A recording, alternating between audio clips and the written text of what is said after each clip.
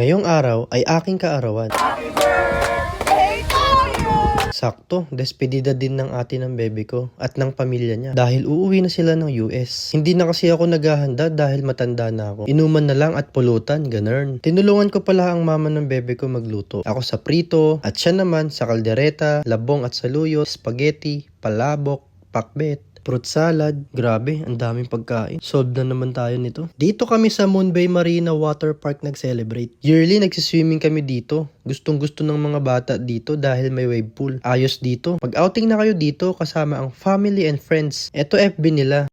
Message na lang kayo para mag-inquire. Eto na nga, kantahan muna daw para makakain na. Gutom na kasi kami.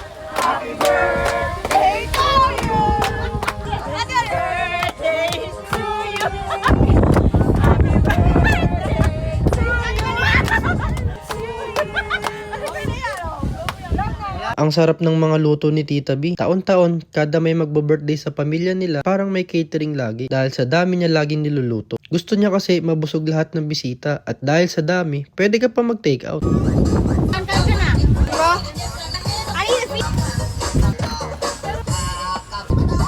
After mag-food trip, eto na nga, inuman na. Inubos namin ni Tito George yan. Dalawa lang kami, 1-on-1. Kaya grabe, nalasing kami.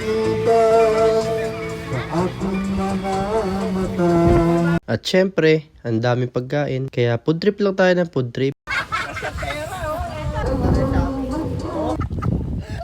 Ayan, no. Ligo din yan eh. Boom! Splash! Splash!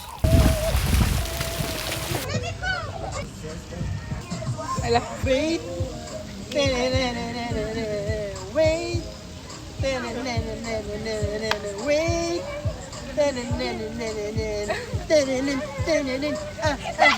So yon, inabot na kami ng gabi. Meron pang part 2, abangan nyo.